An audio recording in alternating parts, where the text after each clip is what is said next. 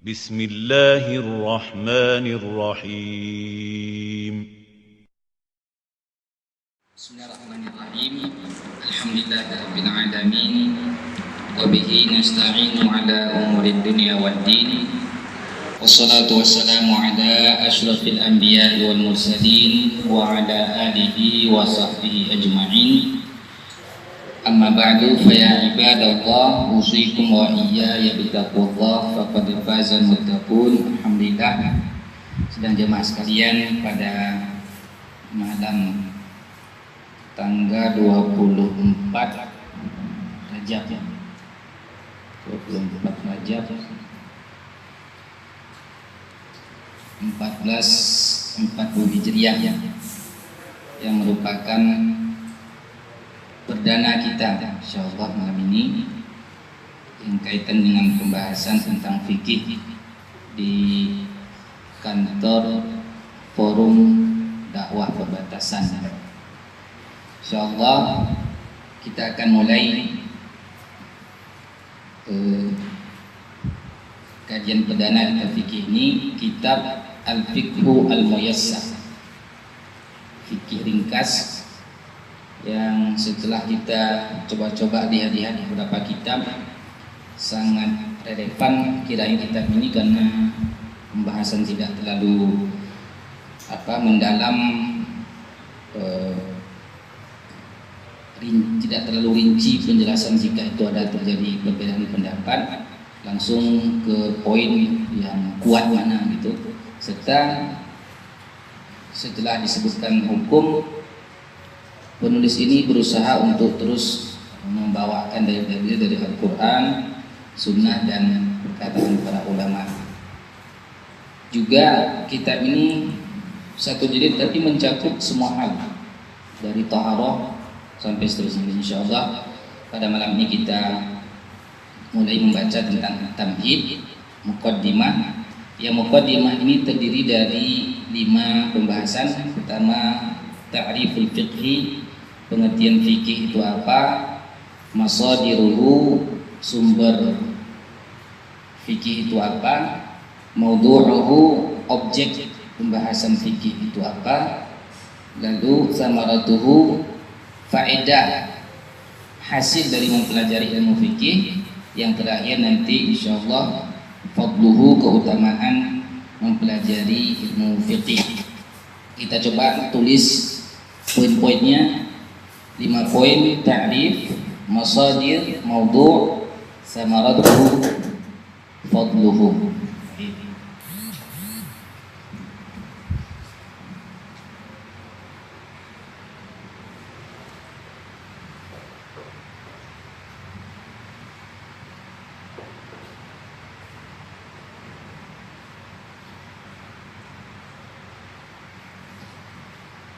Masadir,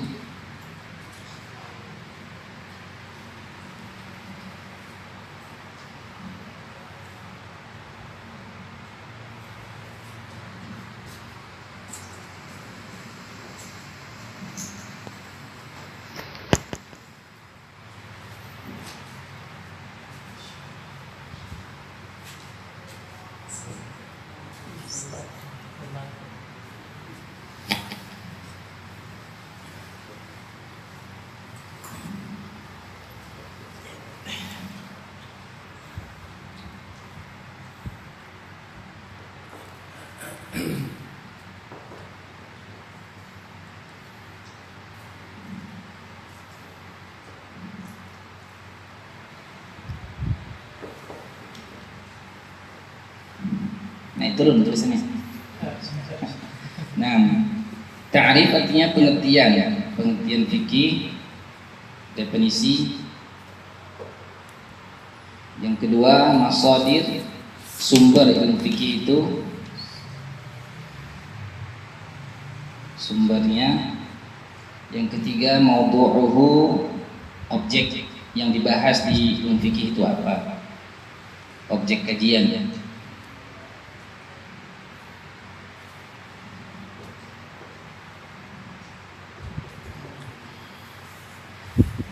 Yang keempat, samaratuhu, hasil buah. Apa hasilnya bagi orang yang paham fikih? Faedah coba. Yang kelima, fadluhu, keutamaan orang yang mempelajari fikih. Nah, jadi ada ujiannya dok? Tambahan. Hah?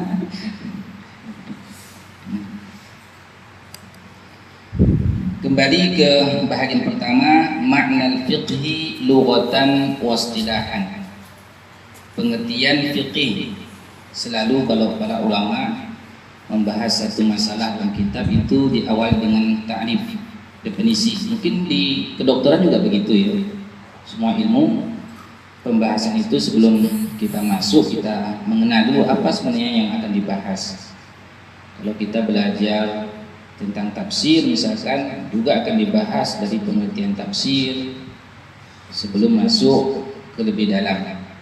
Karena ada kaidah menyebutkan al-hukmu 'ala syai'i far'un an tasawwurihi. Hukum atas sesuatu itu cabang dari penggambarannya, penjabarannya. Tidak mungkin seorang bisa menetapkan sebuah hukum kalau dia belum tahu tentang penjelasan apa yang akan dibahas itu.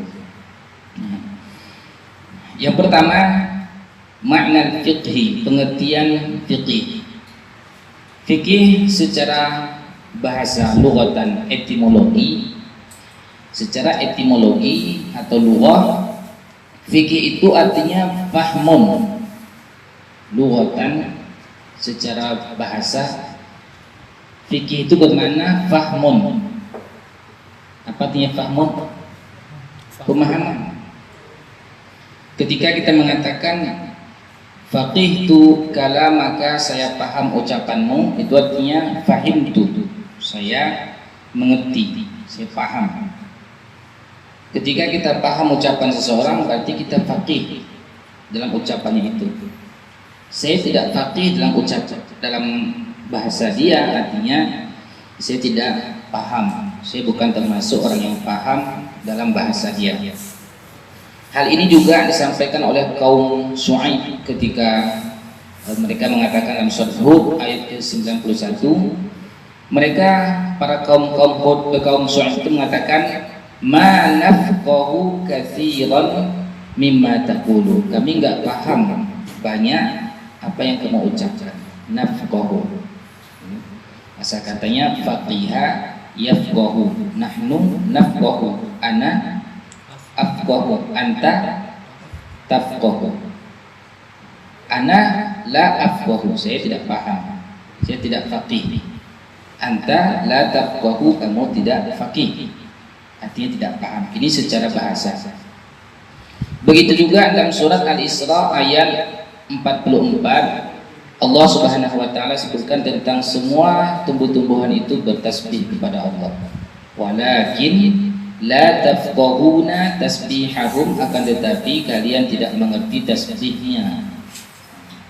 Tafqahun, tidak mengerti, la tafqahuna tasbihahum. Ini makna secara bahasa ini terdapat dalam dua surat dalam Al-Qur'an. Ini contoh saja suratnya Hud, surat Hud ayat 44, jadi ayat 91, dan surat Al-Isra ayat 44. Al-Isra ayat 44. Makna fikih secara bahasa artinya paham, fahmun. Sedangkan al-fiqhu secara istilah, nah ini yang menjadi inti sebenarnya pembahasan fikih. Ketika kita mengatakan fikih, yang dimaksud adalah pembahasan ini, yang makna secara istilah al-ahkam allati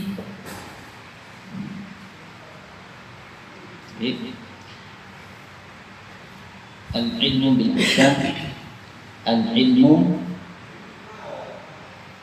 bil al-ahkam asy-syar'iyyah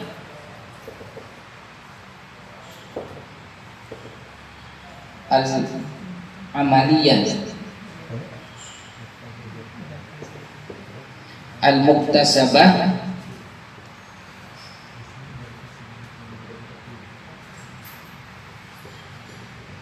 min adillatiha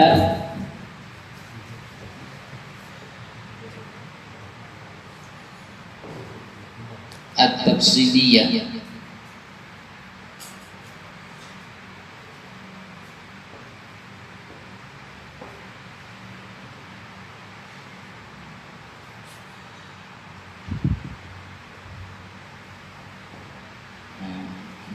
Ini kitab kuning ini pada baris. Al-ilmu, ilmu bil ahkam tentang hukum, asy-syar'iyyah yang syar'i, al-amaliyah bentuknya perbuatan, al-muktasabah yang didapat, min daripada adillatiha dalil-dalilnya, at-tafsiliyah yang terinci. Jadi yang dimaksud dengan ilmu fikih itu adalah ilmu tentang hukum syar'i dan kaitan dengan perbuatan, bukan kaitan dengan akidah, bukan kaitan dengan teori, tapi dia berkaitan dengan amalan. Dan amalan ini terambil dari dalil-dalil terperinci baik dalam Al-Quran maupun hadis Nabi SAW. Barulah dikatakan sebagai fikih. Al-ilmu bil ahkam syar'iyyati allati bil ahkam syar'iyyah al-amaliyah al-muktasabah min adillatiha at-tafsiliyah. Ini perlu kasih baris nih saya. Nah, kalau nanti ditanya di ujian, ma makna fiqhi lughatan wa istilahan? Apa pengertian fikih secara etimologi dan secara terminologi? Maka jawabannya secara lughatan al-fahmu, secara terminologi artinya al-ilmu bil ahkam asy-syar'iyyah al-amaliyah al-muktasabah min adillatiha at-tafsiliyah. Itu kalau kita di Madinah itu harus dihafal dong, kalau enggak lulus ujian. Itu bagian pertama, pengertian fiqh. Pengertian fiqh secara lughah, bahasa dan secara istilah. Ada pertanyaan sampai di sini sebelum kita lanjut? Bagian kedua, sumber fikih itu apa? Apakah sumber fikih itu akal pikiran ulama?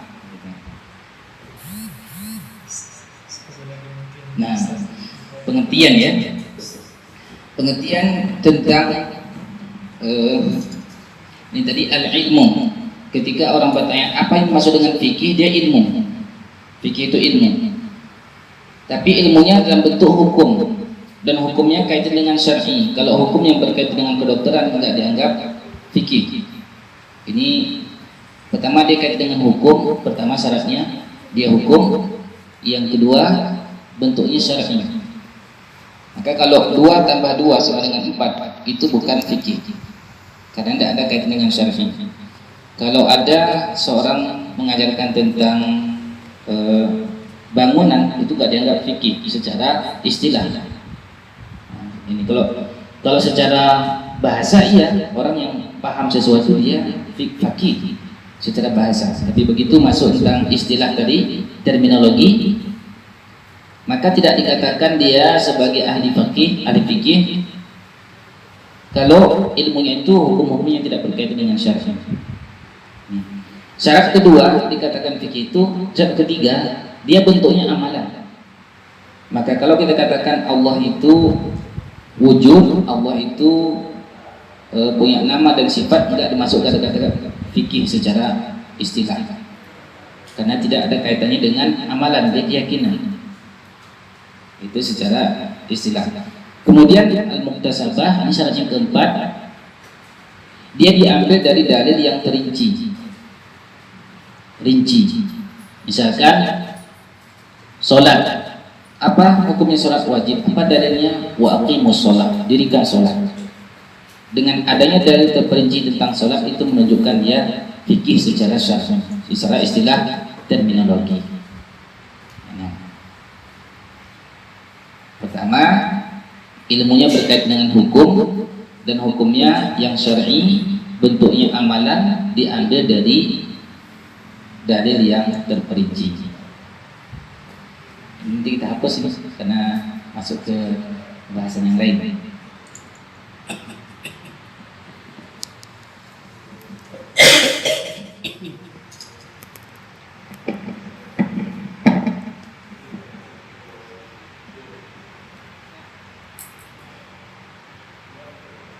Bagian kedua, masadir. Apa sebenarnya sumber ilmu fikih? Sumber ilmu fikih ini ada 4. Pertama, Al-Quran. Yang kedua, As-Sunnah. Yang ketiga, Al-Ijma'. Yang keempat, Al-Qiyas. Ini sepakat ulama. Al-Quran, As-Sunnah, Al-Ijma', Al-Qiyas. Ini kalau kita mau kecilkan ruang lingkup khilaf ulama itu yang 4, Hanafi, Syafi'i, Maliki, Syafi'i dan Hambali semuanya sepakat, tidak ada khilaf.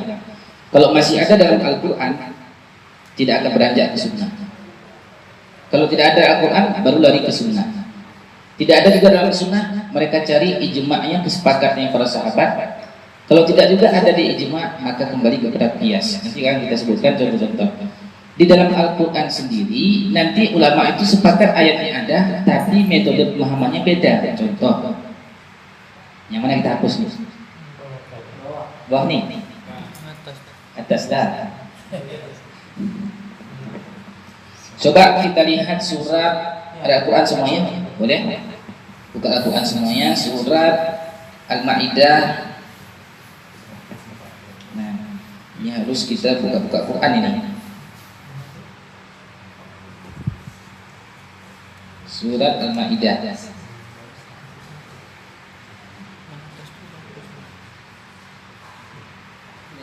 Ayat berapa ya? Ayat ke-6.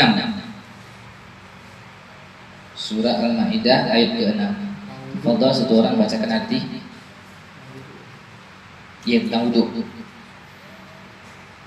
Nah, kita bacakan dua ayatnya. A'udzu billahi minasyaitonir rajim. Ya ayyuhalladzina amanu idza qumtum ila sholati faghsilu wujuhakum wa aydiyakum ilal marafiq إلى المرافق وامسحوا برؤوسكم وأرجلكم إلى الكعبين. Sampai situ. Kita lihat pada ayat wamsahu biruusikum. Wamsahu biruusikum.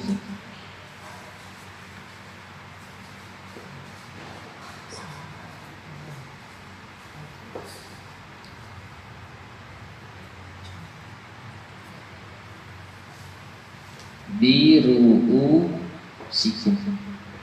Nah, ini ayatnya sama. Sepakat ulama yang 4 itu bahwa ini ayat tentang wajibnya wudu, rukun-rukun wudu. Pertama tadi apa? Faghsilu wujuhakum, basuh wajah. Kedua, wa aydiyakum ila marafiqi, tangan sampai ke siku. Enggak ada khilaf. Ila itu bermakna bersama, boleh dari sini, boleh dari sini. Kemudian apa lagi? Wamsahu biruusikum, dan apa ini? Sapu. Apa bedanya sapu dengan basuh? Fasilu basuh, wamsahu sapu. Irsilu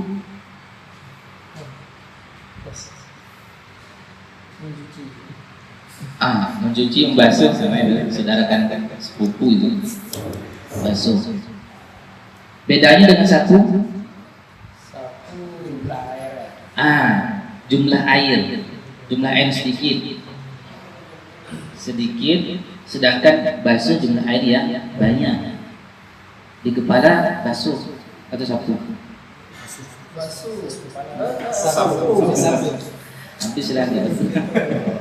Nah, sapu. Sepakat ulama itu hukumnya di kepala bukan di basuh, sapu. Bedanya pendapat huruf ba ini fungsinya itu untuk mengatakan kullun semua atau dia ba'dun sebahagian. Sini. Iya. Ayat. Kalau dalilnya sama Al-Qur'an. Diambil dulu sumber fikih itu Al-Qur'an. Sepakat. Dalam memahami Al-Qur'an inilah nanti akan terjadi perbedaan. Bisa melalui ini contoh saja. Rubah satu huruf bisa berdua pandangan ulama. Satu mengatakan kullun semua harus menempel. Karena mana kul ini artinya ilsaq. Ilsaq itu menempel. Ilsaq plaster itu lasok bahasa Arabnya ini tempel. Kemudian sebagian mengatakan enggak, ini ba'dun karena ba ini tabu'in sebahagian. Dan sebahagiannya beda lagi. Berapa sebahagiannya? Ada mengatakan sepertiga, ada mengatakan rubuh, seperempat, 4% ya, seperempat. Ada mengatakan ini setengah. Ada mengatakan salah tasya'arud minimal 3 helai. Coba sebahagiannya saja. Ini yang sepakat itu boleh hukumnya sebahagian. Sebahagiannya berapa? Sepertiga, seperempat, setengah, 3 helai. Apakah mereka tidak kembali kepada Quran? Kembali semua. Memahami huruf ba ini beda hukumnya. Ya, itu. Kalau tidak ada dalam Al-Quran, barulah kembali ke sini, ke As-Sunnah. As-Sunnah. Di As-Sunnah ini sepakat. Tetapi metode pemahamannya beda. Contoh, kasus ketika perang Bani Quraidah. Sallu la yusalliyanna ahadukum illa fi Bani Quraidah. La yusalliyan, janganlah kalian sholat yusalliyanna ahadukum seseorang dari kalian illa kecuali fi pada Bani Quraidah. Bani Quraidah. Ini perintah Nabi SAW kepada sahabat. Selesai di Madinah, mereka disuruh untuk keluar dari Madinah menjemput Bani Quraidah untuk diperangi kabilah Yahudi. Nabi kita SAW mengatakan, jangan ada sholat ada 3. La yusalli ahadukumul asra. Jangan seseorang di antara kalian sholat asar kecuali setelah sampai di kabilah Bani Quraidah. Begitu perjalanan dari Madinah, belum sampai ke Bani Quraidah, di pertengahan jalan masuk waktu asar. Di sini ada dua pemahaman sahabat. Satu mengatakan kita sholat tepat waktu, sholat fi waktiha, sholat pada waktu. Kenapa? Mereka terjemahkan maksud Nabi SAW kita di sini agar segera menuju ke sana, bukan dilarang sholat pada waktunya. Yang satu lagi mengatakan tidak, sesuai dengan zahir hadis, lahiriahnya hadis.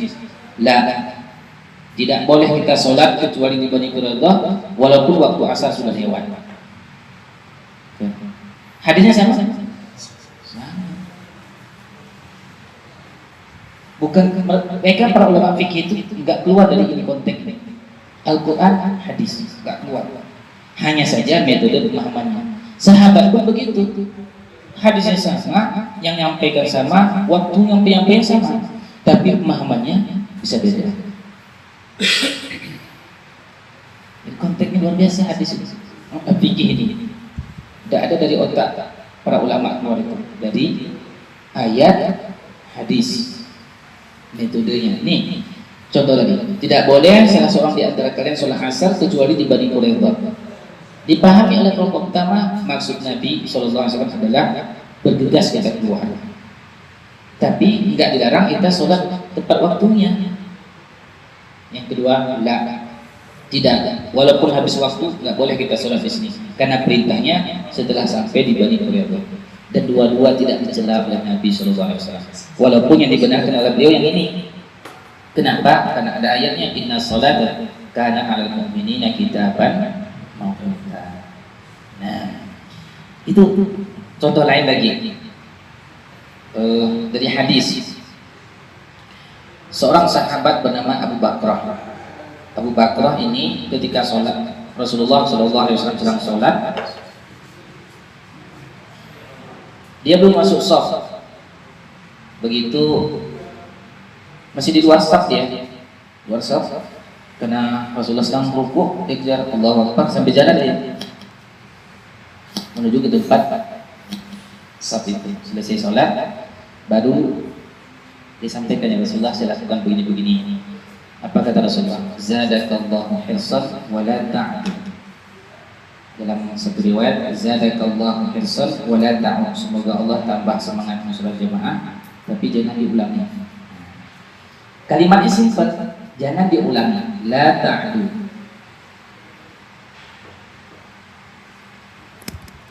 Ada lagi riwayatnya la ta'ud. Jangan ulangi. Kalimat jangan diulangi bisa dua dipahami ulama. Maksudnya di sini adalah sholat orang tersebut walaupun dia tidak masuk sah sholatnya. Kenapa? Karena kalau dia tidak sah pasti disuruh ulang sholat. Ini enggak disuruh ulang sholat. Yang kedua dipahami, ini menunjukkan tidak sah sholat karena jangan diulangi. Siapapun yang melakukan setelah itu maka tidak sah sholatnya. Kalau dia sholat tidak masuk sah. Hadisnya sama. La ta'ud, la ta'ud. Dipahami dua. Tidak ada yang salah. Tidak ada yang salah. Dan itu banyak contoh kasus. Maka sumber yang pertama fikih itu adalah Al-Quran. Hanya saja nanti mahman dari Al-Quran itu bisa berbeda-beda. Yang kedua as-sunnah. Yang ketiga sumbernya al-ijma'. Setelah digali Al-Quran tidak ada dan sunnah juga tidak ada, ijma' sahabat bagaimana kira-kira hukumnya? Ada nggak di zaman sahabat? Ada? Nggak ada. Kalau tidak ada kesepakatan sahabat masing-masing dengan pendapat masing-masing, nggak bisa satu pendapat menyalahkan yang lain. Kalau ada satu masalah lebih dari satu sahabat berbeda, maka masing-masing boleh diikuti. Tidak boleh kita klaim sahabat ini yang benar, ini salah. Boleh. Kalau seandainya dalam Al-Quran tidak ada, sunnah tidak ada, masing-masing sahabat ijtihad. Kalau sudah ada ijma' mereka sepakat, ijma' tidak ada satu pun yang beda, itu ijma'. Kalau sudah ada ijma' itu jadi standar hukum. Nah, kalau tidak ada ijma' barulah kita ke qiyas. Apa arti qiyas? Qiyas ini mengembalikan hukum yang tidak ada di zaman sekarang disamakan dengan yang model dulu. Contohnya uang rupiah ada di zaman Rasulullah? Tidak ada. Tapi gunanya uang rupiah itu adalah alat tukar. Di zaman itu apa alat tukar? Dinar, apalagi dirham, emas ya, emas. Jadi alat tukar dia. Maka karena rupiah merupakan alat tukar dan juga emas merupakan alat tukar, emas ini ada zakatnya, rupiah juga ada zakatnya. Kenapa? Sama-sama ilatnya alat tukar. Itulah qiyas. Hukum yang tidak ada sekarang dicari kesamaan ilatnya dengan hukum yang sudah ada dulu. Beras nggak ada cuma Rasulullah. Yang ada gandum. Fungsi gandum makanan pokok, beras makanan pokok, wajib zakat kalau memenuhi syarat.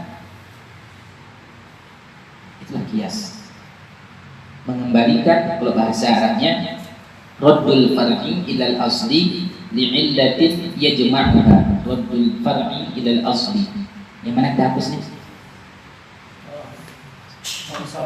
Berarti kurang besar ada yang minta bagian. Raddul far'i ilal asli. Insyaallah. Raddu mengembalikan, far'i yang cabang, ila kepada al asli yang asal, yang dasar. li'illatin karena sebab illat, karena illat, li'illatin yajma'uha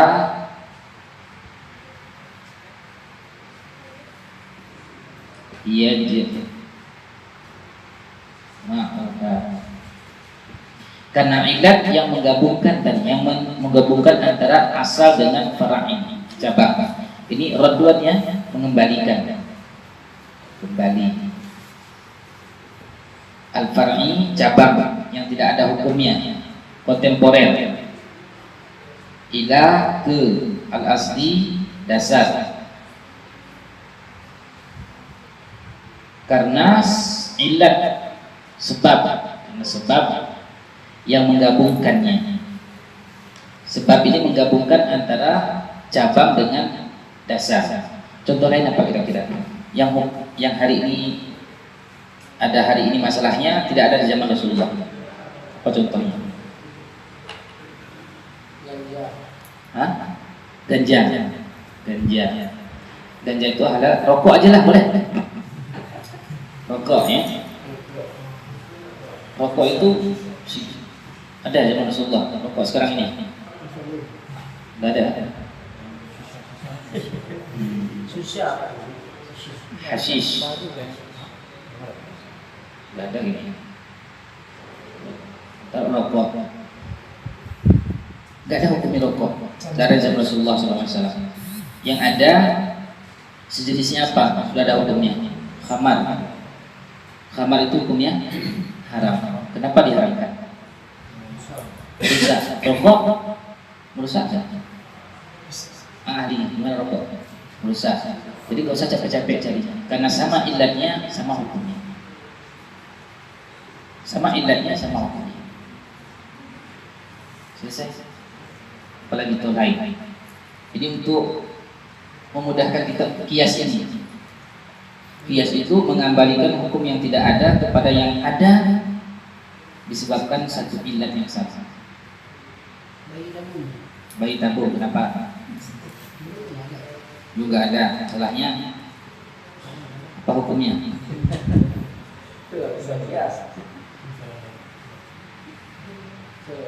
Di mana itu kiasnya? Apa? Ada kiasnya. Bayar zakat dengan uang gimana? Itu termasuk kias. Zakat apa itu? Zakat fitrah. Zakat fitrah. Di zaman Nabi SAW ada nggak uang? Ada. Ada. Itu tidak ada uang. Nggak bisa dikiaskan. Karena sudah ada. Tapi ada yang bayar juga. Ada yang bayar dengan uang. Dia bayar dengan uang ke panitia untuk menitipkan beli beras, nggak masalah. Enggak, Ada uang iya. Tapi kalau dia tujuan untuk memberikan kepada yang berhak itu dalam bentuk uang, itu tidak dapat dikiaskan. Kalau dia titip uang ke panitia belikan beras diberikan kepada yang berhak, boleh. Kenapa juga hikmahnya harus makanan pokok? Karena boleh jadi uang banyak nanti makanan pokok enggak ada. Boleh jadi suatu saat uang ada, makanan pokok enggak ada. Apa yang dibutuhkan? Uang atau makanan pokok? Makanan pokok. Makanya agama kita ini disebut dengan sholihun li kulli zamanin wa makan. Dia cocok untuk setiap tempat, setiap waktu dan setiap tempat. Dihikmahkan dengan makanan pokok karena inilah kebutuhan kita. Nanti makanan pokok itu dijual oleh yang menerima itu sudah hak dia. Dijual berikan uang itu hak dia. Kadang-kadang juga si penerima ini manja ya, malas ya ambil berasnya saya. Nah, ini kait dengan kias. Kita bisa banyak cari contoh sebelum kita lanjutkan ke objek kajian fikih. Apalagi contohnya kita buat Saya bukan mau beralih ke contoh lain Ustaz. Tapi dua kasus ini justru menarik Ustaz. Iya. Masalah zakat fitrah dengan uang dan masalah rokok. Sampai sekarang artinya itu zakat fitrah dengan uang Ya. Itu secara resmi Kementerian Agama mengumumkan itu. Boleh. Ya, boleh. Gitu kan. Nanti ada namanya gini, ada nanti keputusan dari pihak berwenang itu sudah masuk ke istilahnya kalau dalam hukum ta'zir namanya. Ta'zir itu tidak ada hukum dalam Al-Quran, tidak ada dalam hadis, tapi keputusan seorang pimpinan itu dibolehkan selama dia tidak bertentangan. Misalkan bagi orang yang orang sabu, orang nyabu, tidak ada dalam Al-Quran dan hadis hukumnya. Seorang pimpinan mengatakan buat ta'zir, itu bukan hukuman, itu boleh. Ta'zir ini. Kalau sudah diputuskan nanti seperti itu, kita bisa beranjak kepada ayat misalkan atiullah wa atiur rasul wa ulil amri minkum. Tapi kalau dari segi dalil tetap bisa didiskusikan mana lebih kuat secara fikih, itu bisa kita diskusikan. Nah, kalau rokok lain lagi enggak ya? Nah, kalau benar. Rokok walaupun mungkin sudah ada pengharaman, tapi masih tetap ada yang mempertahankan dan itu masuk kategori ulama juga mungkin. Itu bagaimana menyatakan itu makruh, tidak pada level haram. Kalau dari segi hukum mungkin itu ranahnya ulama fikih, tapi menentukan ini berbahaya atau tidak itu bukan ranahnya ulama fikih. Siapa yang ranahnya itu? Ahlinya. Tanyakan dokter jantung di mana. Kalau seandainya dokter jantung mengatakan itu bahannya sangat berbahaya, bahannya misal bahannya bahaya, baru nanti ulama fikih mengatakan kalau berbahaya ini haram. Di sini nanti ulama fikih, di sini bukan wilayahnya ahli fikih di situ. Didengarkan bagusnya diskusi memang ahli-ahli tentang kesehatan yang kaitan dengan rokok itu. Kalau seandainya rokok itu nggak berbahaya, nggak mungkin ditulis di bungkusnya itu, nggak mungkin ditulis. Jadi kalau ada ulama fikih mengatakan nggak haram, nggak bahaya, itu berarti lebih hebat dia yang bukan pada bidangnya daripada yang ahlinya. Oke, apa itu? Kita sholat di mana? Di sana atau di sini? Berkah tempatnya. Berkah pernah kita sholat di sini. Nah, jadi harus kita bedakan dua hal ini.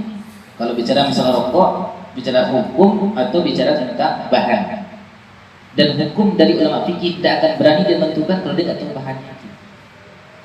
Hukum asal segala sesuatu itu halal, mubah. Sampai kapan dia bisa berubah dari mubah, dari halal kepada yang tidak halal? Setelah diketahui indikasi yang ada dalamnya.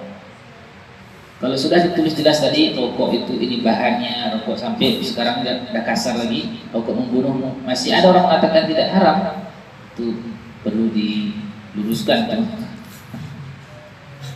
Apa alasan dia mengatakan tidak haram? Kan gitu, apa alasan? Kira-kira apa itu? Alasan tidak haram. Kenapa pemerintah masih juga kalau memang udah tulis begitu? Riba juga dibolehkan oleh pemerintah, apakah halal? MUI kita hukum rokok ini gimana? Pada dasarnya haram. Dasarnya haram. Iya. Makanya kenapa di bungkus rokok itu dibuat tulisan rokok membunuhmu sekarang itu sebagai kode etiknya. Kalau nggak ada itu maka ditutup pabrik rokok. Sehingga nanti bagi orang yang tetap mengkonsumsi nggak ada alasan untuk menutup pabrik. Kan sudah kami tulis. Iya, nggak ada alasan. Beda kalau nasi bungkusan pagi itu ada racun nggak ditulis, lalu orang makan kita bisa tutup. Orang keracunan karena makanan bisa ditutup.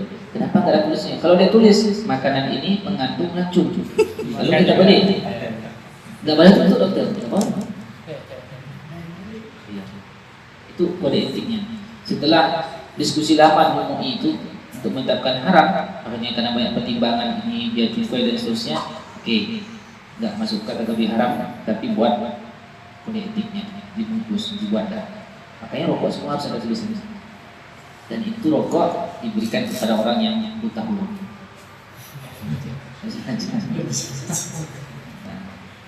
Bagaimana hukum menjualnya? Kan menjual sesuatu yang haram itu Luar biasa. Ini luar biasa. Ada kaidah. Ini kaidahnya kita hafalkan. Jadi banyak hukum nanti bisa kita ambil. Jadi kias ya, mana kias? Ini kaidah ringkas sekali. Al-wasaidu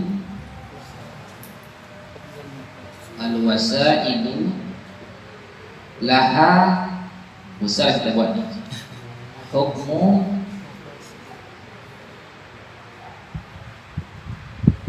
maqasidi. Al-wasaidu artinya sarana-sarana, wasilah. Sarana-sarana, laha baginya sarana itu hukum tujuan. Sarana-sarana baginya hukum tujuan. Kalau lebih panjang lagi kita terjemahkan, hukum sarana sama dengan hukum tujuan. Tujuan yang haram, maka segala sarana yang menuju ke haram itu sama. Tujuan yang halal, segala sarana yang dilakukan itu halal hukumnya.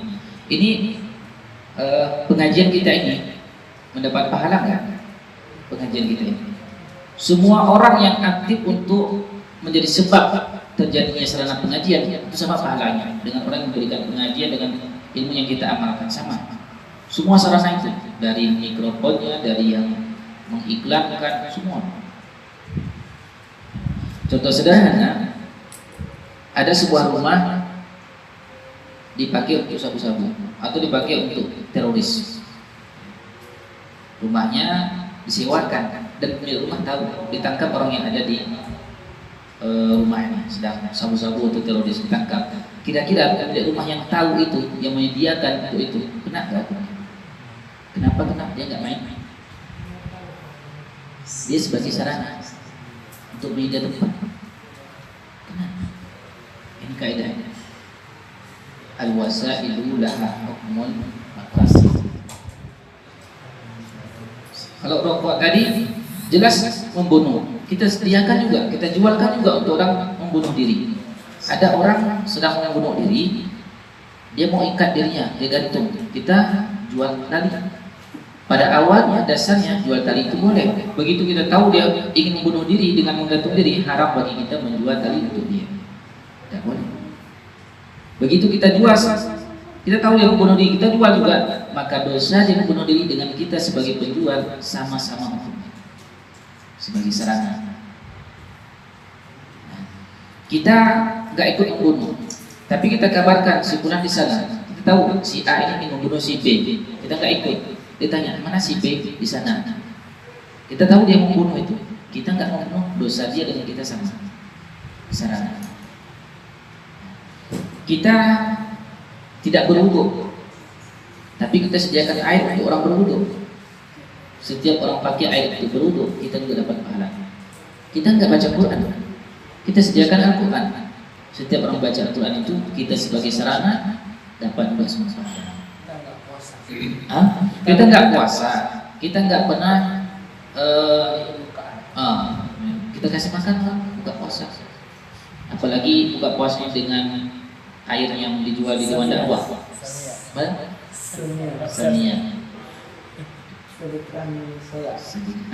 Itu dia. Jadi kaidahnya al-wasailu laha hukmul maqasid. Nah, kias ini sangat penting. Kenapa penting? Karena banyak fikih itu dia semakin hari semakin bertambah. Sementara nas Al-Quran kan nggak bertambah, hadis Nabi nggak bertambah. Sementara permasalahan terus bertambah, masalah terus bertambah. Makanya kias ini sangat penting untuk penentuan hukum. Dikembalikan ke berikutnya. Kias itu logika. Kita cepat-cepat selesaikan ini. Bagian ketiga sekarang, objek kajian. Objek kajian fikih itu adalah af'alul mukallafin, perbuatan orang, perbuatan hamba-hamba Allah yang dibebankan hukum. Siapa hamba Allah yang dibebankan hukum? Jin dan manusia. Wa ma khalaqatul jinna wal insa. Jin dan manusia itu mukallaf, orang yang dibebankan hukum. Mereka lah yang dikaji, amalan mereka yang dikaji dalam pembahasan fikih. Seperti kalau manusia misalkan yatanawwalu ala qatil insani ma'a rabbih wa ma'a nafsihi wa ma'a mujtama'ihi. Kalau manusia dibahas masalah dia dengan Allah, masalah dia dengan dirinya sendiri, masalah dia dengan masyarakatnya. 3 ya. Pembahasan perbuatan manusia itu dikaji dalam fikih, kaitan antara seseorang dengan Allah, sholat, misalkan sholat, zakat, haji. Kemudian kaitan seseorang dengan dirinya sendiri, menjaga kesehatannya, menjaga hartanya, dan seterusnya. Dan kaitan antara manusia dengan masyarakatnya. 3 hal itu dibahas dalam fikih. Kemudian wa yatanawalul ahkam al-amaliyah, mencakup hukum-hukum amalan, wa ma yasduru 'alal mukallafi min aqwalin wa af'alin wa 'uqudin wa tasarrufat, dan apa-apa yang bersumber dari mukallaf kita tadi, orang manusia tadi, berupa ucapan, perbuatan, akad dan tindakan-tindakan. Nanti fikih itu yang kaitan dengan perbuatan, fikih itu terbagi kepada 2. Yang pertama hukum ibadah, yang kedua hukum muamalah. Ini objeknya yang akan dikaji dalam pembahasan fikih.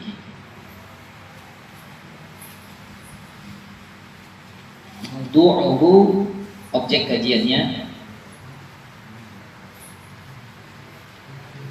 Wah, ini enggak beraturan tulisannya.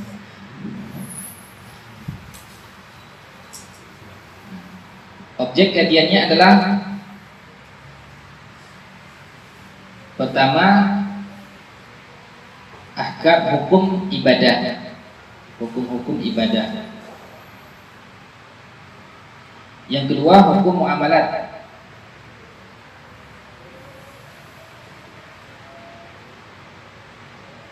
Ini pertama. Pasal kita boleh lanjut. Lagi ya. Nah, hukum ibadah, sholat, zakat, haji, umroh, dan seterusnya ini dibahas sama fikih. Yang kedua hukum muamalat, ini yang banyak ini. Hukum muamalat. Apa contohnya? Hukum keluarga. Keluarga mulai dari awal, mulai dari pernikahan, talak, rujuk, nasab, kemudian waris, itu keluarga. Kemudian muamalat masalah harta, mulai dari jual beli, sewa menyewa, kemudian syirkah, perkongsian, dan seterusnya. Juga hukum yang berkaitan dengan hukum perdata, hukum peradilan, ini semua dibahas nih. Begitu juga nanti hukum apalagi itu yang berkaitan dengan pengadilan perselisihan, pengadilan tentang pengakuan, gugatan, dan seterusnya. Begitu juga hukum yang terakhir ad-dauliyah, hukum negara antar negara Islam dengan negara non-muslim, itu negara kafir. Negara Islam dengan negara kafir, kemudian orang kafir yang berada di negeri Islam, itu bahas tentang fikih. Kalau biasa juga dikenal dengan as-siyasah as-syar'iyyah. Semua lengkap di sini. Insyaallah, mudah-mudahan Allah berikan umur panjang, semua itu bisa diselesaikan nantinya. Kita ini sebagai pendana ya, sebagai pendana pertemuan kita. Masih ada terakhir hasilnya orang yang mempelajari ilmu fikih, maka ma'rifatul fiqhi, mengetahui tentang ilmu fikih, wal amalu bihi, dan mengamalkannya, tusmiru salahal mukallaf, akan menghasilkan kesalehan pada pribadi orang. Setelah dia tahu hukumnya, ini halal, ini haram, dia tahu hubungannya dengan Allah, tahu kaitan dengan dirinya, tahu kaitan dengan masyarakatnya, maka inilah disebut dengan as-sa'adatu fid darain, kebahagiaan yang dapat di dunia dan di akhirat. Mudah-mudahan Allah Subhanahu wa taala berikan kita faqih dalam urusan agama. Yang terakhir keutamaan, banyak keutamaannya, satu saja kita sebutkan. Dalam hadis yang diriwayatkan oleh Imam Bukhari Muslim, Rasulullah sallallahu alaihi wasallam menyebutkan, an-nasu ma'adin, manusia itu seperti ma'adin. Apa itu makan ma'adin itu? Yang seperti emas, perak dari bawah itu. Tembaga apa? Barang tambang. Manusia itu seperti barang tambang. Khiyaruhum fil jahiliyyati khiyaruhum fil islami idza faqihun. Orang yang paling baik di masa jahiliyah, mereka juga yang paling baik setelah masuk Islam apabila mereka faqih dalam urusan agama Islam. Inilah fikih ini. pemahaman terhadap ajaran Islam. Tidak mungkin seorang dikatakan faqih kalau dia tidak memahami tentang ajaran Islam. Dan inilah sebagai tolak awal kita, insyaallah. Kalau bisa kita habiskan kitab ini. Kalaupun nanti ada yang mau kopi kita baca satu persatu. Insyaallah.